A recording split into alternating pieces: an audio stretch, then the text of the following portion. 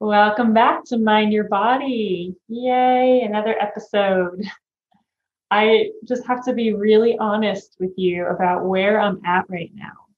So, I just did this interview with Jeanette Jacques, who is our amazing guest today. And then I was like, all right, let me take a break.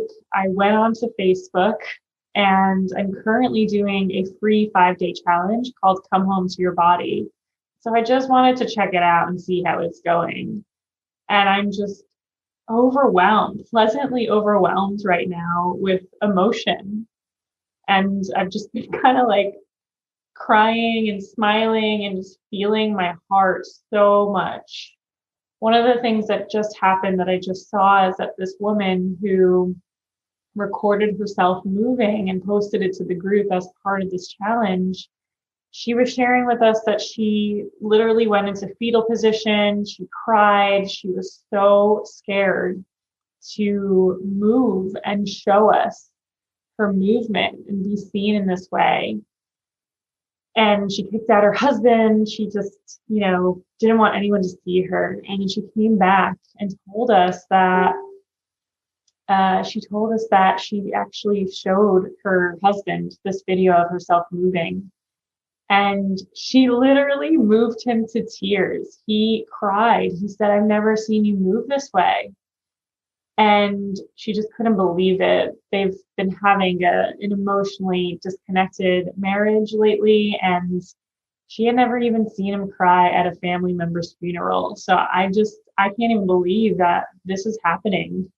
I saw another video where one of the participants brought in her daughter who's been really struggling with anxiety. And the daughter was just laughing nervously a lot in the background, but the mom was just moving this fluid, calming way. And as much as the daughter was nervously laughing, just a couple of minutes in, her daughter started mirroring her mom, and they ended up in this beautiful embrace. I feel like I'm not even describing it in the way that is just, there's just no words. And so I'm telling you this now because the challenge just started today, and I just have this huge, urgent kind of feeling like I have to tell you about it. I have to tell you about this challenge and entice you to join if you are currently struggling with loving yourself, loving, accepting and giving love in your relationships, being your true self, showing up as unapologetically you and being seen. If you're struggling with that now, and if you've tried a lot of different things to try to navigate that and release that, but nothing has worked, please come join this challenge. There is like magic happening right now. And doing this challenge will get you on the right and fastest path to true lasting trauma healing. So I'm not saying that doing this challenge will heal your trauma. I really want to be clear about that, but it will get you on the path that you need to be without wasting any more time, any more money, any more emotional energy on the wrong things that have not worked for you. So if you want to join, it's not too late. Even if you're listening to this episode just a few days later, join the Lasting Love Movement on Facebook. It's a private Facebook group, and I'll also attach the link in the show notes.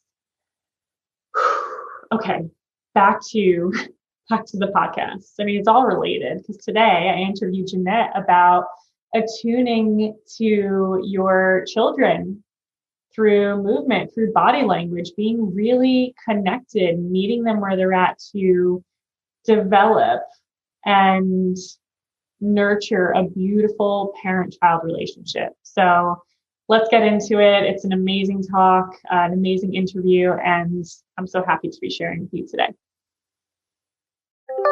This is Mind Your Body, a dance movement therapy perspective on the integration of our emotional, cognitive, physical, and spiritual aspects of our being into one more aware and whole existence. Here we are, back with Mind Your Body, and today we have a special guest, Jeanette Jacques. Oh my God, did I say your name right? Yes. In my head, I always used to say it wrong, and then I remember one day you We're like, it's Jake. Anyway, Jeanette Jacques is a board certified dance movement therapist. She's been doing this work for over 6 years and has worked with thousands of clients. Jeanette works with parents of toddlers and helps strengthen their connection and have a more joyful and fulfilling and attuned relationship with their tiny humans. Welcome, Jeanette. Hi, thank you. Yeah, so if we could start by having you share what got you into this work, specifically working with parents who have toddlers via dance therapy. Well, so surprise, surprise, the first client I ever had with this was myself. I had surprise twins in 2018, and really just, that was basically the jumping point for realizing how different I wanted my relationship with them to be than like through my personal experience, like as I was raised or how I was seeing other individuals with small children interacting with their kids. And it wasn't necessarily like a hardcore cognitive decision. It somewhat is something that I fell into naturally by already being a dance movement therapist.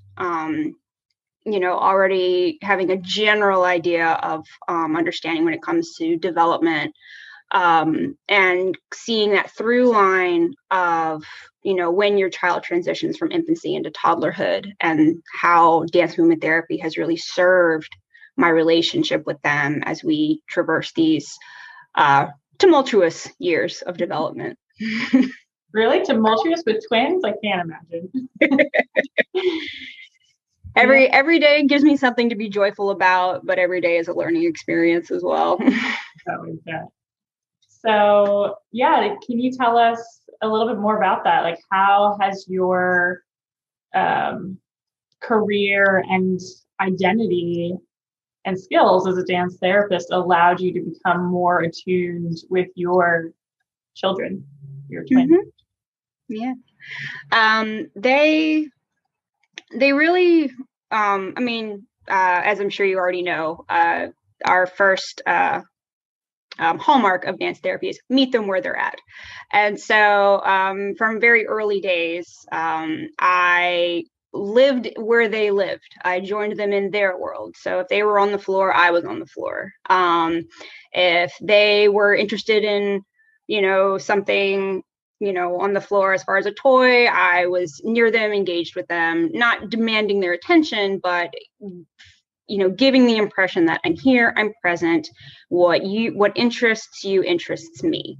And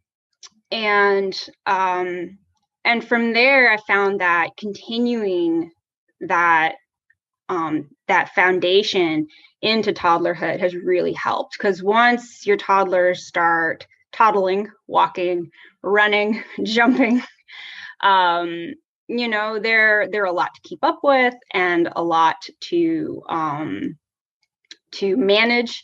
But there's also so much beauty in trying to experience the world of movement through a toddler's eyes.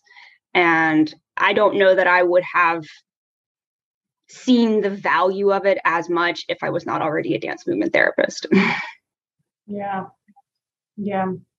Are there specific ways, like, can you just paint us a picture a little bit? Like, if they're moving a certain way, do you get up and move with them? Or like, what if you don't feel like it? What if you're just really tired? Because I know that's obviously a thing, says the woman with a 10-month-old. Like, how do you adapt and attune through different situations, including you feeling, a different way each time or each day or each moment of the day? Yeah, that's a great question. So, when I'm at my peak energy, we're having the dance parties and the play, and of course, like, some of the ways they play are not really conducive to me moving with them. Like, they climb jungle gyms and stuff that are specifically for their size. So obviously when they invite me to, Mama, come climb with me, I'm like, well, Mama's a little big for your climber, but I'll come spot you. You know, it's like, I want you to be able to trust yourself, but I'm right here, you know, if you need me. And my daughter, Fina, she literally did a trust fall into my arms yesterday. But on the days when, you know, I'm lower energy, you know, and that, I mean, like that's throughout the day, you know, I'm not always at 1,000% every moment of the day. I try to still be with them as present as possible, in the sense of like, if they're engaged just on the floor playing with their trucks or playing with their puzzles, I might lay on the floor near them. I might sit by them. You know, I might just in a way make my physical presence known, without necessarily invading into the imaginative play that they're engaging in, because it's this balance of wanting to make sure that they know you're there for them, and you know, you see them and you value them for exactly who they are, but also like giving them their space. I mean, as toddlers grow from, you know, progress from 1.5 to 2 to 3, that sense of independence and autonomy is even more and more important. You know, and on days sometimes whenever maybe I don't even feel like I can get up and run around with them, or I need a little break, you know, they'll engage with me and call out to me and sometimes invite me into doing what they're doing. And so maybe I can't run around, but maybe I can crawl.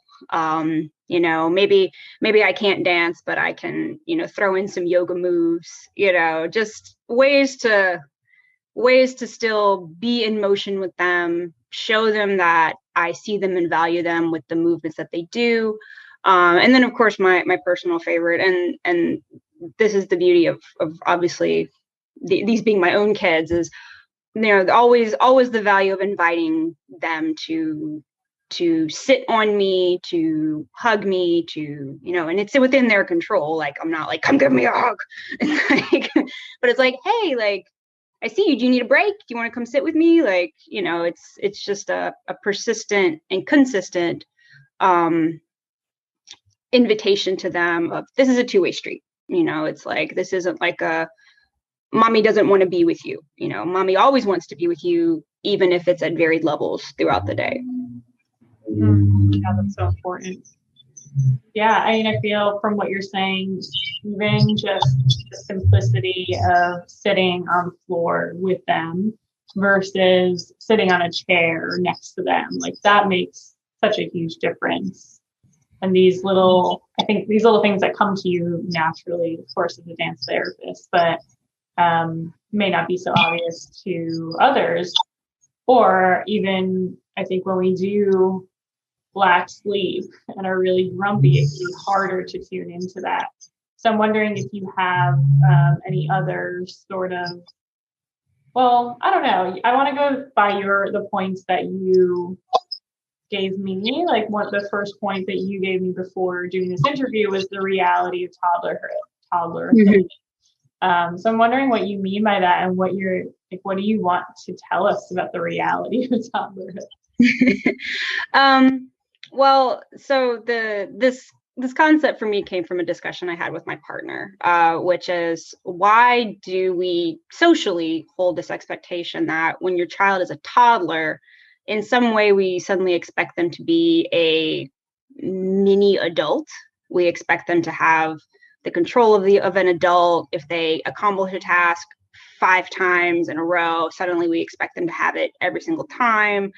And I said, and that's such a different shift from infancy. You know, when you have this little baby that, you know, for that first year, everybody talks about how hard it is. And I think some people think like, oh, well, if I can just get through infancy, like once my child is walking and talking, I'll know what they need.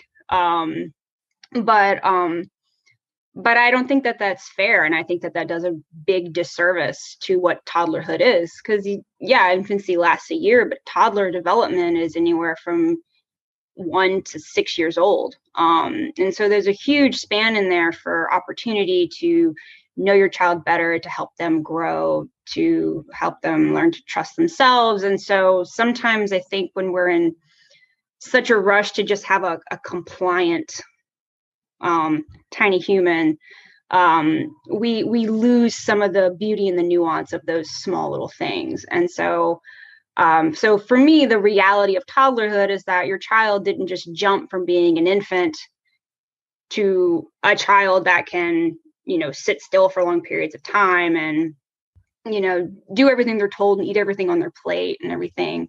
The reality of toddlerhood is that it's just basically a bump up from infancy that is still an area that is just fertile with opportunity for growth and development and discovery of not just them, but yourself as a parent. You can learn so much from your littles and how they see the world and not realize that you never thought of it like that. And also just give you the opportunity to be a little bit more silly. Maybe we're not silly enough in our adult lives because we get so bogged down by the stressors. And I don't judge anybody on that because it is hard for sure. But keep it light if you can when it comes to your littles. They're not doing anything maliciously. Yeah.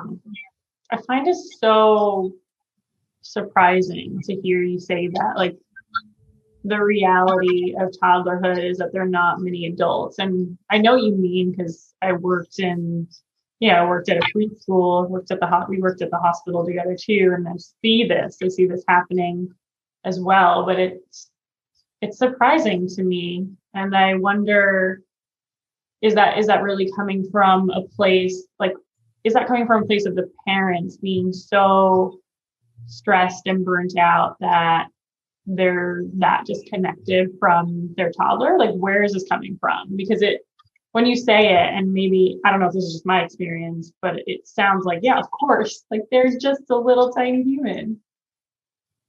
Yeah. I think when it comes to most parents, and I don't discount myself in that, I'm making mistakes every day with everybody else along the way. I think what it is you're bogged down in the grind of day-to-day life, especially if you have two working parents in the home. So, you've got to get up, you got to get breakfast, you got to get dressed, you got to get them out, you got to drop them off at daycare. I don't have time to like worry about where your shoes are. Just put the shoes on. It's like, you told me you wanted this oatmeal. You have to eat this oatmeal. No, I cannot make you something else. Like, and then you get home and then it's like, all right, like I got to make dinner. I got to do baths. I got to, and so it's absolutely not coming from a place of cruelty. I don't think it's not coming from a place of maliciousness. I think it's just for a lot of parents, and I recognize this more and more now that I have kids of my own, is there aren't enough hours in the day. There's not enough support out there. I just had a friend today tell me or vent to me. She's like, everybody socially is like, have kids. And then once you have kids, they're like, okay, you're on your own, and so I sometimes can just feel, this concept of this feeling of just people just feeling like they're drowning. And so they just need their tiny human to put on their shoes and get in their car seat without trouble. And But the unfortunate thing is that it is not always within the developmental purview of a toddler to do that. And so you have chaos meeting control, and it just can explode. Right. So what are they to do? What are they to do? How do you go about life? Like, you obviously can't make more hours in a day. And we know it's not healthy or helpful to keep forcing your toddler into a rigid structure and basically shut down a lot of their expression. So what do? You got to get out the door. You got to make it here by a certain time. but your toddler won't put on their shoes. I don't know if that's the example you want to go with, but. No, I think that's a good example. No, I think the shoes is a good example, because it seems like something so small, and yet it's the thing that can cause a meltdown, as you're trying to get out the door first thing in the morning. And as I say this, I 100% recognize it is easier said than done. But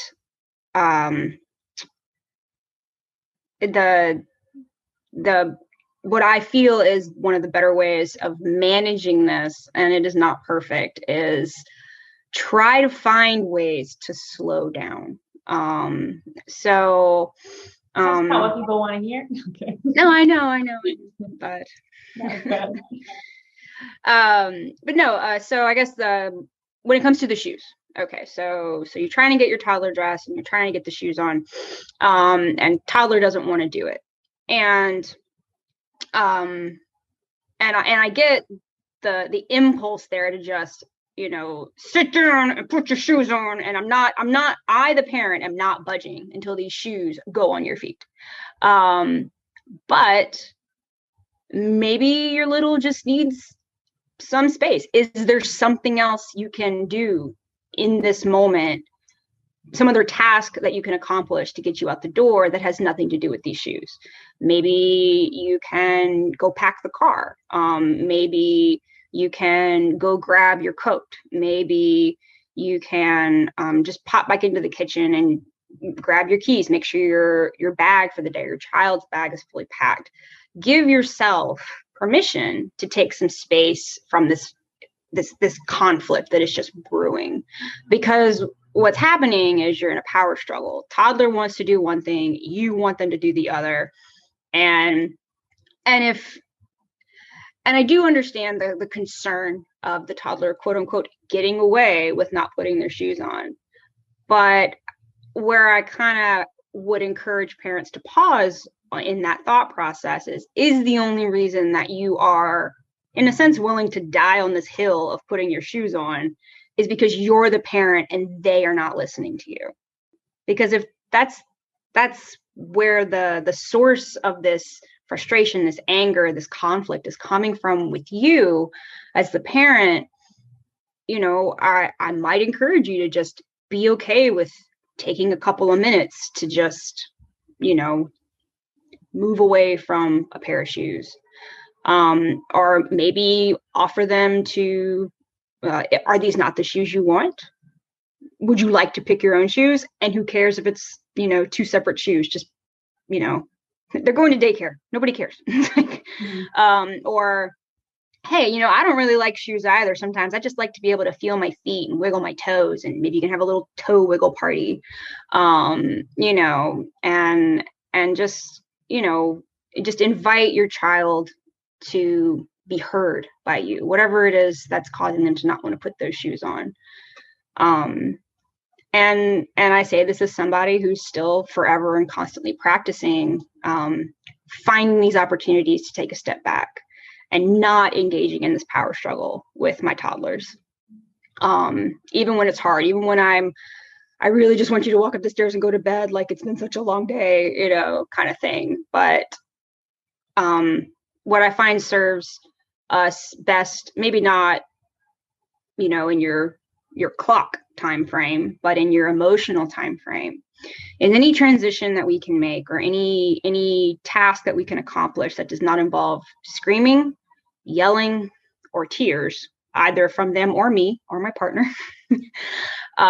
serves our household emotionally in a much better way than whether or not our kids are doing things in the time frame that we set for them.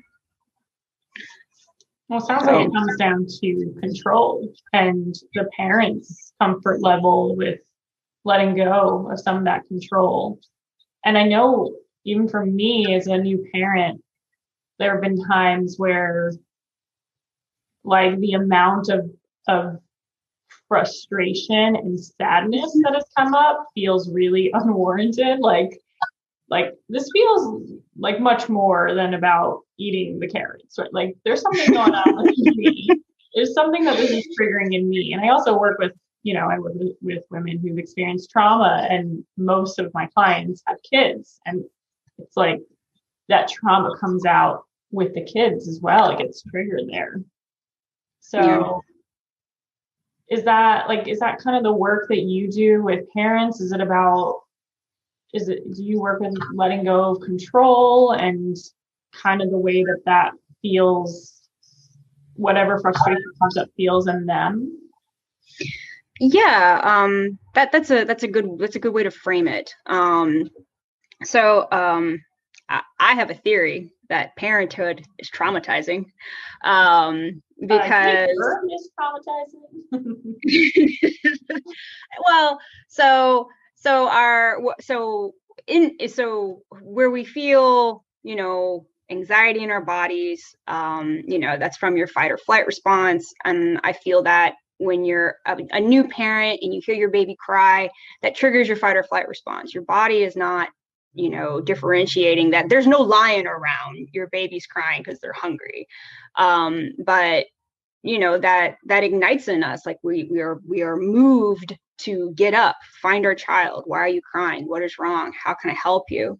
And so when, especially when you have unfortunately an infant that is colicky or has reflux or all of these, things, because just their little systems, they don't get it yet, but they're screaming and you feel helpless to help them. And so I feel that builds up over time in our bodies. It doesn't matter how many little problems you solve with your infant, you're still going to hold that. You're going to hold in your body all the times that you felt like you were not able to help them, all the times that you felt, anxious, fight or flight. Where's the lion? I want to take care of my baby.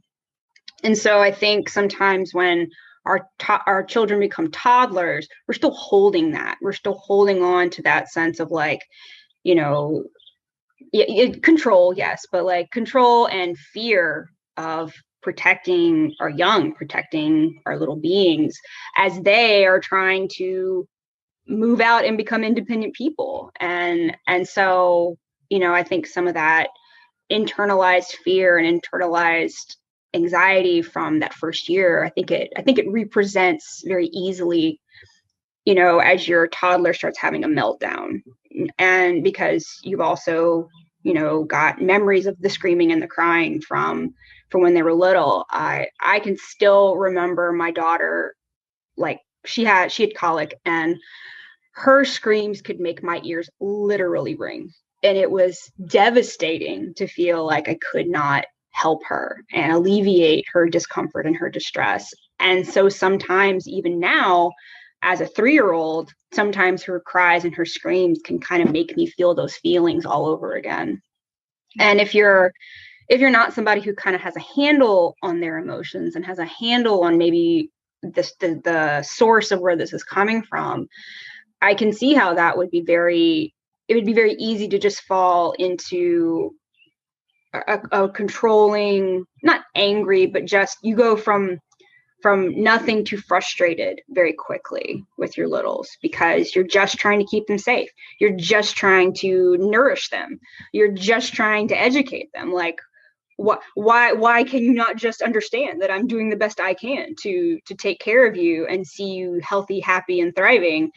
And yet your toddler doesn't understand any of that. And they're just trying to become who they want to be, who they're meant to be. And it's just this very, it does not align, a parent's desire to nourish, to protect, to help their child thrive, and a child's desire to discover, to explore. Those things are not always in alignment, because it's hard to let go and let them explore the world sometimes and make decisions. So what's your advice for, I imagine, tuning into that desire to nourish and protect and nurture, but in a softened way, in a way that's meeting them where they're at? And how do you integrate that? how do you integrate that? I think a good place to start integrating that, especially if you're not somebody that is able to, that doesn't have necessarily the time or the space or the energy to be forever in motion with their child, is set moments throughout the day or time frames throughout the day to be very intentional about how you interact with your kids. So maybe it's reading a book, be intentional about letting them pick the book, be intentional about letting them choose, do you want to lay on the floor? Do you want to sit in my lap? Do you want to cuddle on the couch? There's ways to give them control and autonomy while also still meeting your need of, connection, safety, nurturing.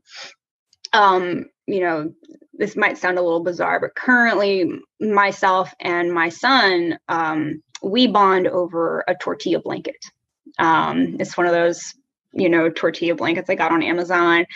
And I got it for me in a time of just feeling mentally low to cheer myself up. And he loves it. And it's like our thing to cuddle under the tortilla blanket, on the couch sometimes. And then he tries to steal it. And I'm like, hey, friend, bring that back here.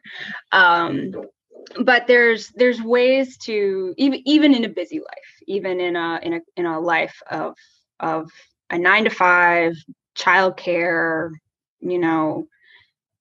go home, dinner, baths, laundry, blah, blah, blah, blah, blah. There are ways and opportunities to make meaning with your little throughout the day that will improve your connection with them and improve your attunement with them. That doesn't have to be 12 straight hours of you always forever with your tiny child. If you all get home from work at 5 and your little goes down for bed at 8, not all 3 hours have to be about you and that child connecting, but maybe they can sit at the table and color while you make dinner, or maybe they can help you choose the vegetable.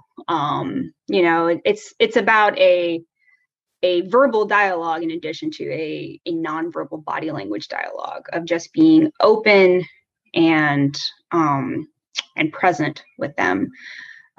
It reads in your body language, being there with them. And I'm very big on little moments of connection with my two. So if they're absorbed in something, coloring or sensory play or whatever, maybe I'll walk up to them and rub their back as they tell me about it. And then, I'll move away again. They don't always need me up in their space, but my body language, I feel, consistently communicates to them, I'm here, I'm available.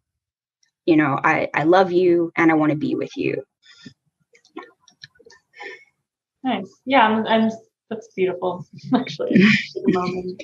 Yeah. I wonder how, in terms of whoever's listening, can take away certain nonverbal ways of connecting, like your example of just coming up and rubbing their back, or, what are like the little micro movements, body language that someone may be able to try or tune into more with their toddler after listening to this? Yeah. Going through my day in my head right now.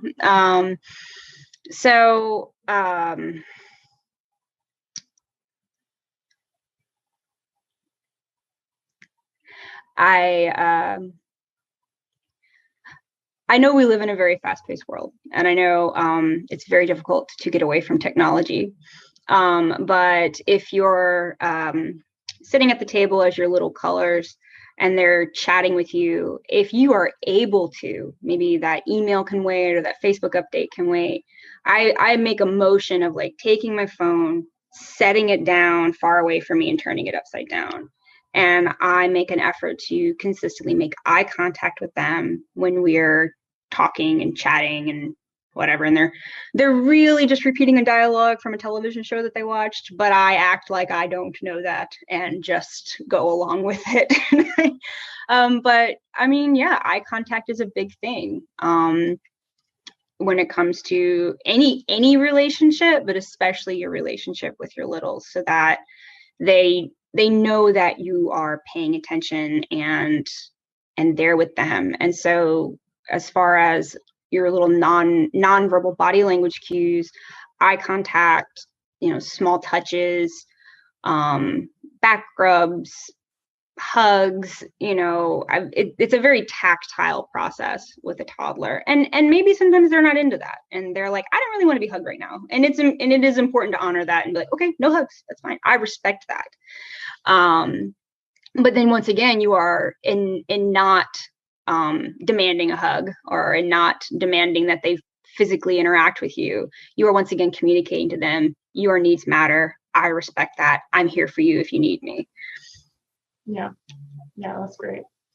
And when I heard you talk about the phone and putting it far away, face down, I just had this thought of like, when your toddler's a teenager, you're going to want them to do the same thing, right? So, it's true. It's like they're going to model our behaviors. So that intentional, like, my phone is away, my phone is down, I'm with you. I feel like that's so important. Yeah. I mean, especially if you are somebody who has littles that go down very early and you're still up for a couple of hours afterward, even just giving them, I read somewhere that it takes 5 minutes a day, that like a child can thrive on just your undivided attention for 5 minutes a day. I'm to the point now where I'm maybe like more like half an hour, give it a go. But I mean, if 5 minutes is all you have because you're working 2 jobs and, and you're a single parent and you don't have a lot of support, make it 5 minutes. You won't regret it. 5 minutes of undivided attention with your little is a 5 minutes well served. I mean, it's so much more satisfying than scrolling a news feed. Like, at the end of the day, it's like that's what you're going to remember is that moment those few minutes you cuddled your child, not like, oh, I saw this really cool update on Instagram or whatever, right? So yeah, I kind of like to think of it that way too. Like, yeah, this is really not important right now. I really want to cherish this moment. Yeah. And especially because I'm not always in the mood to cherish moments. I'm like, I need space so much right now. So when I am touched out and tired and I love you, but please get away from me. Yeah, I feel that. Yeah.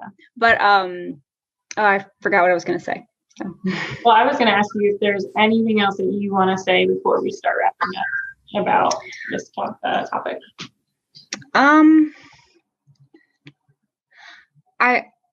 I remember what I was going to say now, and I think it kind of goes along those lines. So, we mentioned like, the value in the 5 minutes and, certainly the opportunity to cherish those little moments as opposed to doom scrolling. But I will also say that if you're having enough of those little moments, of those happy little moments, when you have the bad ones, they don't ruin your day.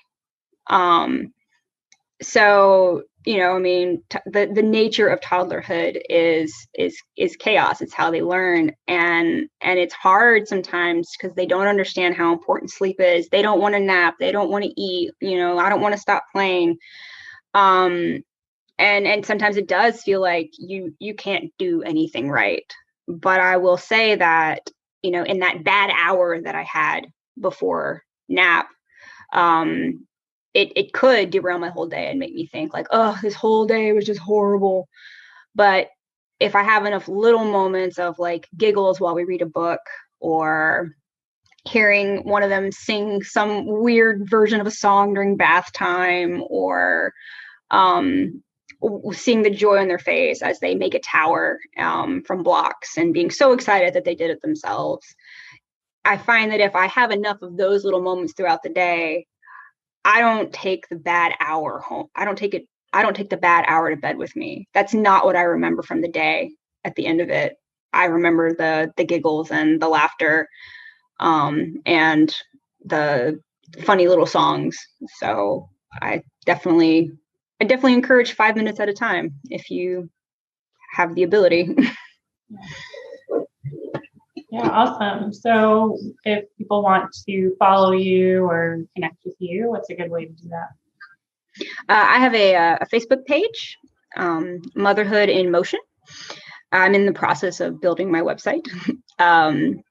But it's a private group, but you can find it very easily just by putting Motherhood in Motion in the search bar of Facebook, and the group will come up, and I just have to approve the joining of the group.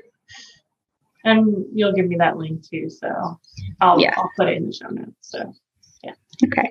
Cool. Anything else? I really enjoyed our talk. Yeah.